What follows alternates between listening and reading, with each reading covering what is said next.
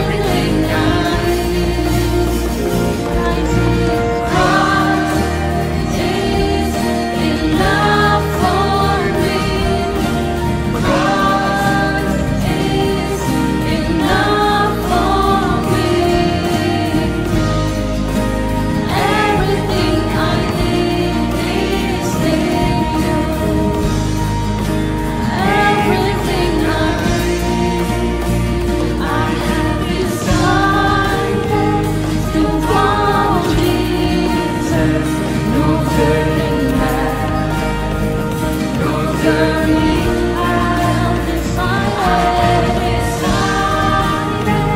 to follow Jesus, no turning back, no turning back.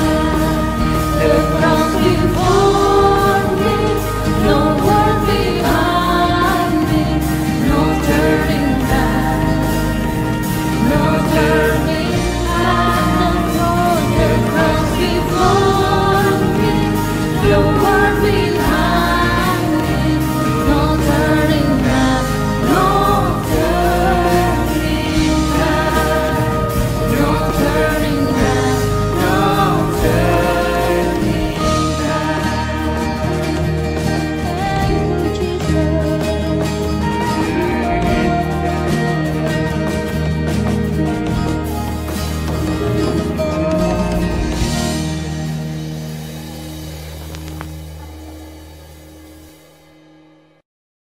Mari kita satu dalam doa. Kami bersyukur, terima kasih Tuhan buat kebaikan-Mu yang selalu berlaku dalam kehidupan kami. Engkau menjaga kami, Engkau memberikan kami kekuatan dan kesehatan. Engkau selalu menyertai kami dengan kasih-Mu Tuhan. Sehingga sepatutnya selalu kami ucapkan syukur atas kebaikan-Mu. Kami siap menerima berkat melalui kebenaran firman-Mu. Engkau memberkati kami pada hari ini. Dalam nama Yesus Tuhan kami berdoa dan ucap syukur. Haleluya. Amin. Ya. Pagi hari ini tema khotbah yang saya ambil adalah pilihan yang tepat. Ya, sesuai dengan slide ada pilihan yang tepat. Ini saya ambil di dalam Markus pasal 1 ayat 1. Bunyinya adalah, inilah permulaan Injil tentang Yesus Kristus, Anak Allah. Inilah permulaan Injil tentang Yesus Kristus, Anak Allah. Sebenarnya kata Injil ini itu sudah pernah digunakan sebelum ini dipakai oleh para rasul dalam Perjanjian Baru. Contohnya di dalam dunia Yunani kuno, kita lihat pada slide yang kedua, tolong ya. Yang pertama, sudah mengenal kata Injil dan sudah pernah menggunakan kata Injil dalam Yunani kuno. Tetapi pengertian mereka tentang kata Injil terbatas kepada pemberitaan atau berita atau pengumuman. Kata Injil dalam Yunani kuno hanya dipakai dalam lingkungan kekaisaran. Contohnya hanya sejauh pemberitaan tentang kelahiran seorang kaisar atau penobatan kaisar. Jadi tidak digunakan secara luas, tetapi hanya hal-hal yang penting saja dan hal-hal yang bersejarah. Jadi tidak digunakan bebas untuk kata Injil ini. Nah, ada satu artikel yang menarik bagi saya untuk kita lihat bersama di dalam slide yang ketiga. Slide yang ketiga, yaitu tafsir Al-Quran. Benar yang tadi, tafsir Al-Quran yang diselenggarakan oleh Mahmud Yunus El-Karim mengatakan begini. Orang-orang Nasrani mengatakan bahwa Nabi Isa itu disiksa dan disalib untuk mengampuni dosa sekalian orang yang berdosa di atas dunia ini. Kepercayaan yang seperti ini tidak dapat diterima menurut tafsiran ini ya. Tidak dapat diterima oleh akal yang waras, tidak logis, tidak wajar. Ini kesimpulan tafsiran ini. Karena menurut undang-undang Allah yang adil, bahkan undang-undang yang diperbuat manusia, bahwa siapa yang bersalah dan siapa yang berdosa, dialah yang akan disiksa dan dihukum. Bukan orang lain yang tidak bersalah sedikit pun. Jadi sebenarnya mereka melihat bahwa tidak wajar, tidak logis, dan tidak waras apabila Yesus secara pribadi sama sekali tidak ditemukan bersalahnya, tetapi dia harus menanggung semua dosa manusia. Menurut undang-undang Allah yang adil dan menurut akal manusia yang sehat, logis, dan waras, seharusnya kita manusia yang dihukum, yang seharusnya binasa. Itu kesimpulan yang kita ambil. Tetapi oleh karena begitu besar kasih Allah akan dunia ini, sehingga Yesus yang menanggung semua dosa dan kesalahan manusia sampai mati di kayu salib. Sehingga kita manusia beroleh hidup di dalam kasih-Nya. Nah, inilah Injil. Itulah kabar baik. Itulah Injil, itulah kabar baik. Yesus yang tidak berdosa dijadikan dosa untuk keselamatan manusia di dunia. Siapa yang percaya kepadanya tidak binasa, melainkan memperoleh hidup yang kekal. Jadi kata Injil atau kabar baik adalah Yesus yang tidak berdosa dijadikan dosa untuk menanggung umat manusia di muka bumi ini, dan itulah berita sukacita dan berita baik. Pada slide yang berikut,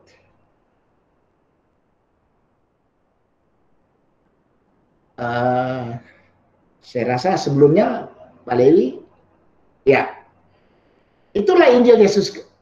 Setelah slide yang kelima, ya itu, ya itu. Itulah Injil Yesus Kristus yang ingin disampaikan oleh Markus pasal 1 ayat 1, bahwa Injilnya bukan hanya sekedar pemberitahuan atau pengumuman, tetapi Markus ingin menjelaskan kesaksian tentang diri Yesus Kristus di dalam pasal 1 ayat 1, yaitu tentang kabar baik tentang Yesus Kristus. Isi beritanya adalah Yesus sendiri. Posisi Yesus bukan perwalian, tetapi pribadi dari isi berita itu sendiri. Nah, di sini menarik, ingin Markus pasal 1 ayat 1 mau menjelaskan yang tadi dia katakan bahwa inilah permulaan Injil tentang Yesus Kristus, Anak Allah. Kalau tadi kesimpulan pemakaian Yunani kuno tentang Injil adalah sekedar berita dan pengumuman, tetapi penekanan daripada Markus pasal 1 ayat 1, dia katakan bukan sekedar pemberitahuan atau pengumuman.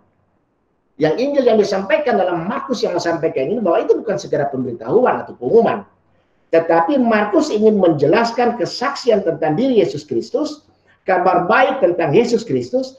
Isi beritanya adalah Yesus sendiri, dan posisi Yesus bukan perwalian, tetapi pribadi dari isi berita itu sendiri. Ini yang ingin ditekankan oleh Markus pasal 1 ayat 1.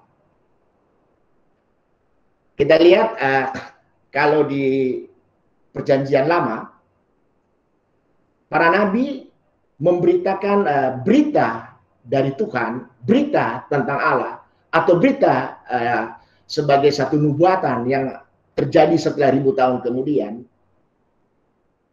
Kita lihat di sini bahwa posisi nabi sebagai pemberita atau perwalian atau representatif dari Allah untuk yang Allah maksudkan. Tetapi bukan pribadi itu sendiri yang ingin disampaikan oleh nabi itu, seperti apa yang disampaikan oleh Markus, bahwa mereka itu posisinya hanya sebagai nabi, sebagai pemberita. Nah, Markus juga ingin sampaikan pada slide yang ke-6, tolong. Ya, sudah benar tadi. Benar tadi Pak Lewi. Ya. Dalam pasal 1 ayat 1 bahwa keselamatan itu sendiri adalah inisiatif Allah. Karena Allah sendiri yang memulai, bukan upaya manusia. Tandanya, sejak dimulainya Injil Yesus Kristus diberitakan waktu dia datang ke dalam dunia, disitulah tandanya bahwa keselamatan sedang dimulai dan sudah dimulai. Kenapa? Karena kita lihat bahwa pada waktu Tuhan menciptakan Adam dan Hawa, dan bagaimana mereka berada di Taman Firdaus. Mereka menikmati hubungan yang begitu indah dengan Tuhan, yang begitu dekat dengan Tuhan. Dosa belum masuk ke dalam Taman Firdaus itu. Bagaimana mereka menikmati keindahan-keindahan dan begitu akrab dengan Tuhan. Tetapi ketika dosa masuk ke dalam kehidupan mereka di Taman Firdaus, kita lihat sesuatu malapetaka terjadi, tetapi selanjutnya secara kesimpulan kita melihat bahwa kembali Tuhan mengambil inisiatif untuk menyelamatkan manusia yang diciptakannya. Kembali kita lihat bahwa keselamatan adalah semata-mata inisiatif Allah dan bukan inisiatif manusia. Dan kita lihat di dalam pasal 1 ayat 1 dalam Markus tadi, posisi Yesus bukan sekedar memberitakan kabar baik, tetapi di dalam diri Yesus Kristus, kerajaan Allah telah hadir di dunia untuk menyelamatkan manusia. Nah, di sini kita bisa melihat bahwa satu perbedaan antara antara nabi sebagai pemberita, sebagai perwalian, sebagai representatif dari Allah, dengan kita akan melihat nanti apa yang ingin dijelaskan oleh Markus pasal 1 ayat 1, bahwa Yesus Kristus bukan sekedar pemberita, tetapi dia juga adalah pribadi di dalam pemberita itu sendiri. Kehadiran si pemberita, Injil ataupun pribadi pembawa pemberita itu adalah satu kesatuan yang tidak dapat dipisahkan, atau tidak dapat terpisah, malah mereka itu adalah satu unitas, mereka adalah satu. Ya. Tadi saya sudah jelaskan, kita lihat contoh, kita ambil satu gambaran bahwa kalau kita lihat logam, uang logam, ya kita uang rupiah logam. Nah, yang di sebelah sisi kanannya kita melihat adalah burung Garuda. Kalau kita lihat di sisi sebelahnya, itu adalah rupiahnya, nilai nominalnya. Uang logam ini adalah satu kesatuan yang tidak bisa dipisahkan. Rupiah nominal sama Garudanya sebagai lambang negara Indonesia. Ini tidak bisa dipisahkan. Ini adalah satu kesatuan, satu unitas. Nah, jadi oleh sebab itu di sini Markus ingin mau menjelaskan kepada kita dalam Markus pasal 1 ayat 1 bahwa Yesus sebagai pemberita dan dirinya itu sebagai penyelamat adalah satu kesatuan, unitas. Oke? Nah, oleh sebab itu saya sebenarnya lanjutkan yang satu, Pak Lewi, ya. Oleh sebab itu sebutan Nabi Isa sebenarnya saya kurang sependapat. Mereka menyebut itu Nabi Isa. Karena Yesus Kristus yang ditegaskan dalam Markus pasal 1 ayat 1 bahwa Yesus Kristus bukan sekedar pemberita. Yesus Kristus bukan sekedar pemberita seperti tokoh-tokoh yang lain yang pernah hadir di muka bumi ini. Tetapi Yesus Kristus sebagai pemberita sekaligus pribadi yang menyelamatkan. Nah, disitulah perbedaannya. Oleh sebab itu sebutan Nabi Isa saya kurang sependapat. Karena Nabi itu adalah representatif. Nabi itu adalah pemberita. Pemberitahuan. Tetapi dia bukan pribadi yang menyelamatkan. Tetapi Yesus Kristus pemberita sekaligus pribadi yang menyelamatkan. Itulah satu unitas, satu kesatuan yang tidak bisa dipisahkan. Ini yang ditekankan oleh Markus pasal 1 ayat 1. Inilah Injil Yesus Kristus itu. Permulaan dari Injil Yesus Kristus adalah anak Allah. Yang dimana menjadi satu kesatuan dan satu unitas. Nah, oleh sebab itu Markus pasal 1 juga ingin menjelaskan bahwa isi Injil Yesus Kristus bukanlah sekedar ilmu pengetahuan. Bukanlah sekedar suatu berita, bukanlah sekedar suatu kebenaran yang tidak jelas. Waktu peristiwanya atau saatnya. Jadi sebenarnya awal pembukaan daripada Injil Markus ini sangat menarik dan cukup dalam kalau kita telah lebih jauh ke dalam. Dia ingin menjelaskan bahwa apa yang Yesus sampaikan itu adalah satu kebenaran mutlak. Mungkin kalau kita sudah pernah mengikuti ibadah di Protestan, di gereja-gereja Protestan, ya, gereja Calvinis, itu hampir setiap kali ibadah kita jemaat membaca atau sudah dihafal itu tentang pengakuan iman rasuli. Saya rasa kita yang punya latar belakang gereja Protestan seperti itu akan ingat hal ini. Dan kita mungkin sudah hafal di luar kepala pengakuan iman rasuli, karena di dalam ibadah, dalam liturgi itu selalu disebutkan. Nah, saya sebutkan apa sangkut pautnya dengan apa yang disampaikan oleh Markus pasal 1 ayat 1. Pengakuan iman rasuli saya ambil beberapa bagian saja, beberapa poin. Bunyinya begini, aku percaya kepada Allah Bapa yang Maha Kuasa, Khalik langit dan bumi.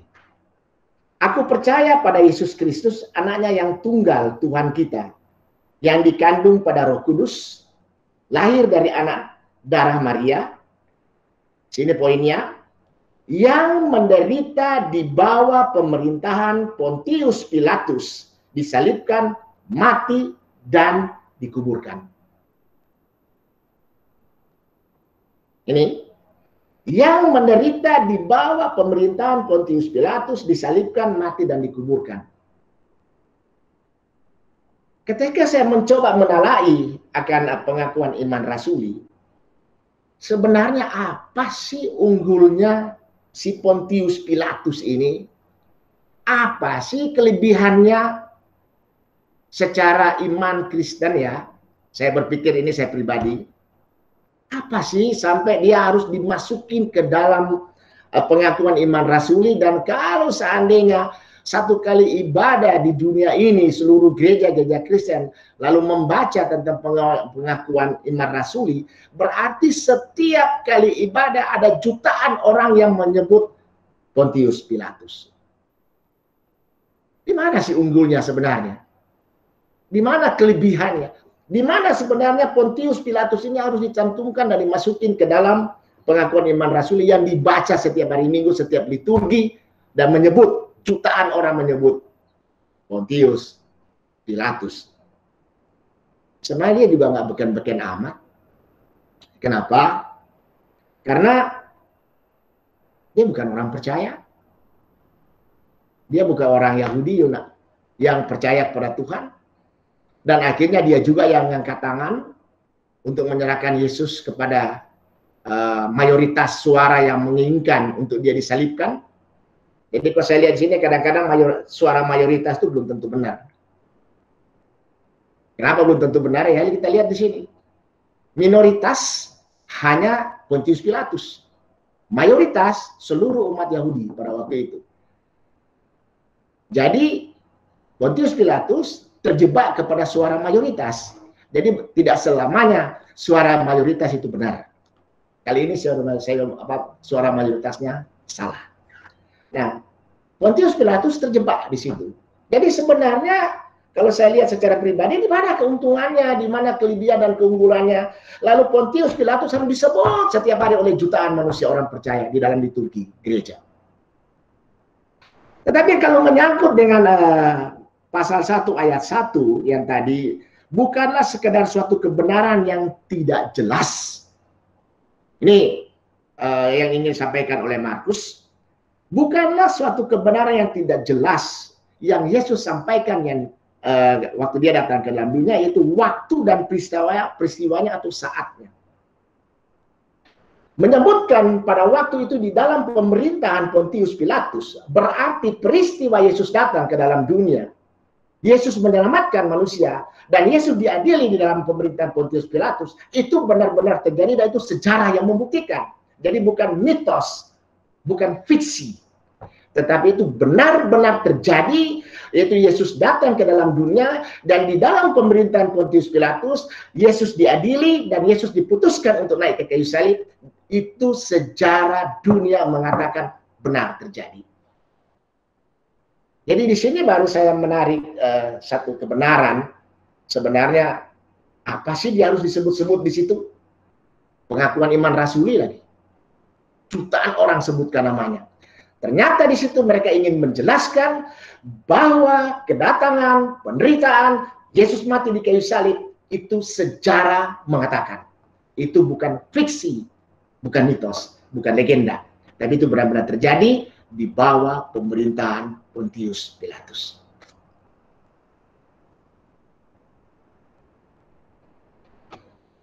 Dan Markus juga ingin menjelaskan dalam Injilnya, Markus pasal 1 ayat 1, bahwa Injil itu bukan sekedar pandangan hidup, dan melainkan suatu kejadian atau peristiwa yang berdasarkan pada fakta yang benar-benar terjadi tentang penyelamatan manusia di dalam diri Yesus Kristus melalui salib. Itulah kebenaran, itulah fakta, bukan fiksi, bukan legenda, bukan mitos. Kita lanjut, saudaraku yang kekasih.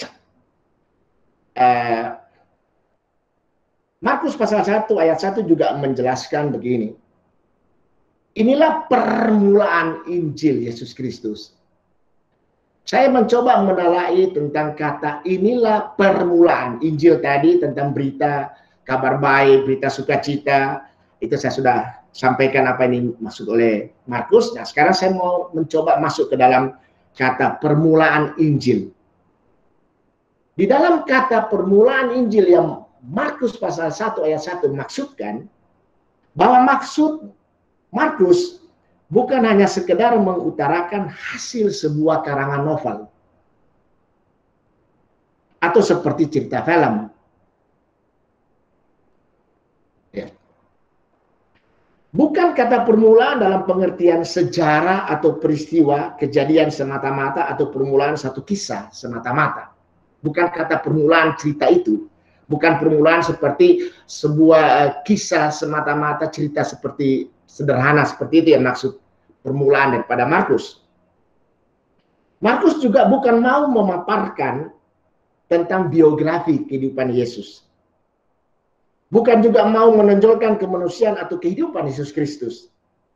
Tetapi yang ingin Markus tegaskan dalam Markus pasal 1 ayat 1 adalah pemberitaan atau berita dari suatu peristiwa atau kejadian yang benar-benar terjadi dan bukan fiksi atau mitos.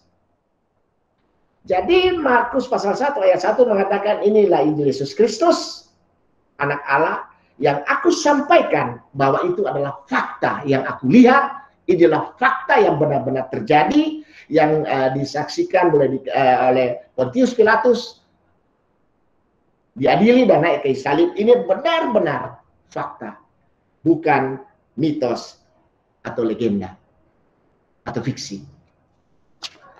Slide selanjutnya, yaitu slide yang ke-11. Ini fakta, yaitu bahwa firman yang telah menjadi manusia, telah datang ke dalam dunia untuk menyelamatkan manusia, mengasihi manusia, dan memberkati manusia. Markus ingin sampaikan juga pada sisi yang lain, bahwa inilah Yesus Kristus, inilah anak Allah. Yang di dalam Markus pasal 1 dia sebutkan pada kalimat terakhir, anak Allah. Inilah anak Allah itu yang saya sampaikan sebagai saksi sejarah, sebagai berita fakta. Dia Allah yang di atas sana, Allah yang tak terhampiri, mau datang dan telah menjadi manusia dan bisa terhampiri, bisa berhubungan dengan manusia. Inilah yang aku akan sampaikan, aku akan jelaskan, dan aku yang tegaskan. Itulah dia Allah yang telah menjadi manusia di dalam diri Yesus Kristus. Itulah Injil yang aku sampaikan, adalah dia permulaan Allah yang menyelamatkan manusia. Dan Markus mau menegaskan bahwa mereka adalah saksi sejarah. Mereka adalah saksi sejarah. Kalau kita lihat di dalam 1 Yohanes pasal 1 ayat 1, suratnya Yohanes pasal 1 ayat 1, 1 Yohanes pasal 1 ayat 1, di situ Yohanes lebih menjelaskan bahwa dia sebagai saksi sejarah, dan dia mengatakan bahwa Yesus yang datang ke dalam dunia dalam wujud manusia dapat disentuh, dan aku sudah sentuh, aku dekat dengan dia, aku berbicara dengan dia, dan aku bersaksi, aku menjadi saksi tentang dia, dan dia benar-benar ada dan nyata dan fakta sejarah. Menarik sekali apa yang disampaikan oleh Markus pasal 1 ayat 1. Di dalam diri Yesus Kristus, itulah permulaan atau awal dari anugerah karya keselamatan untuk manusia telah dimulai. Dan pemberitaan slide 12 ya. Dan pemberitaan Yesus Kristus dalam Markus pasal 1 ayat 1 ingin menegaskan bahwa Injil Yesus Kristus bukan sekedar berita masa lalu atau sejarah masa lalu, bukan sekedar berita siapa Yesus yang lalu, tetapi Markus ingin menegaskan siapa Yesus yang sekarang. Tidak ada perbedaan dan tidak ada perubahan Yesus yang lampau dan Yesus yang sekarang. Tidak ada perbedaan, tidak ada perubahan. Tidak ada perbedaan dan tidak ada perubahan Yesus yang di sana dan Yesus yang di sini. Tetap sama, dia anak Allah yang telah menjadi manusia, datang ke dalam dunia karena kasihnya kepada kita. Dia mau naik ke kayu salib. Yesus yang sekarang dan Yesus yang di sini sedang berkarya dengan kasihnya yang melimpah. Seperti di masa lampau, di masa sekarang, dan sampai selama-lamanya. Karena dia Allah yang kekal, dia ada sebelum segala ciptaan dijadikan. Itulah kabar baik yang ingin disampaikan oleh Markus dalam pasal 1 ayat 1 tentang Injil Yesus Kristus. Iman, keselamatan, pengharapan kita kepada Yesus Kristus adalah pilihan yang tepat dan tidak keliru. Kristus sebagai Tuhan dan pengharapan masa depan kita tidak keliru. Itu pilihan yang tepat. Karena dia adalah Allah yang hidup, yang nyata, yang mengasihi kita, tidak perlu ragu atau bimbang akan masa depan kita. Karena Yesus Kristus sangat mengasihi kita semua. Coba kita baca di dalam Filipi pasal 4 ayat 6 sampai 7. Janganlah hendaknya kamu khawatir tentang apapun juga, tetapi nyatakanlah dalam segala hal keinginanmu kepada Allah dalam doa dan dalam permohonan dengan ucapan syukur. Damai sejahtera Allah yang melampaui segala akal akan memelihara hati dan pikiranmu di dalam Kristus Yesus. Amin. Mari kita satu dalam doa. Kami bersyukur Tuhan, karena Engkau ada Allah kami, Allah yang hidup, Allah yang datang untuk menyelamatkan kami, Allah yang datang untuk memberkati kami, Allah yang datang melalui Yesus Kristus, yang mengasihi kami, untuk memberikan masa depan yang penuh pengharapan. Terima kasih ya Tuhan, itu sebagai satu fakta sejarah, bukan mitos atau fiksi atau legenda, tetapi Engkau benar-benar ada, hadir, hidup, dan nyata, dan telah disaksikan oleh para rasul Tuhan. Terima kasih Bapa di surga, Kami memilih Engkau sebagai Tuhan atas hidup kami. Adalah Allah yang tepat. Terima kasih Bapa. Dalam nama Yesus Tuhan kami berdoa dan ucap syukur. Haleluya. Amin.